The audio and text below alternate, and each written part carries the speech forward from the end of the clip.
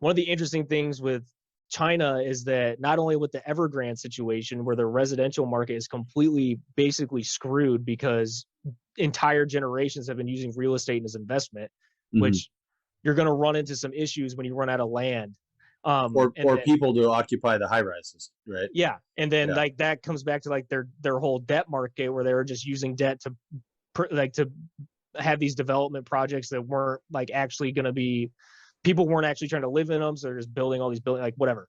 um but the interesting thing is that with that whole kind of clusterfuck of problems within China, Hmm. um there's specific provinces that like specialize, and particularly the, I think is the Guangdong Hmm. province, is like a huge source of hydroelectric power, and they've been experiencing a drought.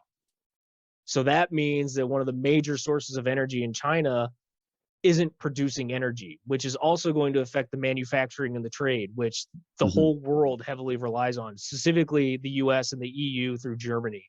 Right. Um, so what Russia's got is they've got the oil and gas. Hmm.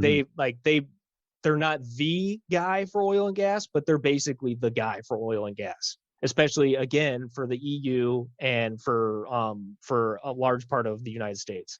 And And as Germany votes to take their nuclear reactors offline, now they're yes, being, so you have this web of not even control, but just a sort of like reliance, more like right? opportunity. Yeah, but I mean, like somebody said this, some Harvard economist just came out with a thing saying that Russia is basically just a gas station, and that we shouldn't take them seriously. It's a You really know, oversimplification. right? But here's the thing: if you're out of gas, you need a gas station, and there's a lot of countries that don't have nat gas, and it's still wintertime, which means it's still freezing, which means you need heat, and so it's one of those things that like, people will trade a Rolex for a jacket if they're freezing. And Yeah, I think that's where countries like Russia, which obviously chess is a big game there, right? So they yeah. play this 4D chess match where they say, "Oh, we have this resource that you need. It might only be, it might be the only thing that you need, but it is a valuable thing because you need it. Not necessarily if you don't need it, right? If you have a ton of gas, like Saudi Arabia doesn't need Russian oil, right? But Germany does, right? Yep. And maybe Austria does. Maybe the Norway and the Scandinavian countries do, or whatever.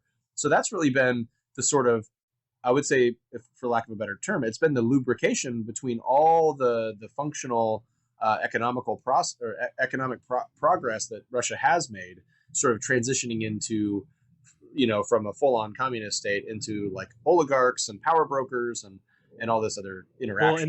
the icing on the cake for that whole situation, we just talked about farming and fertilizer.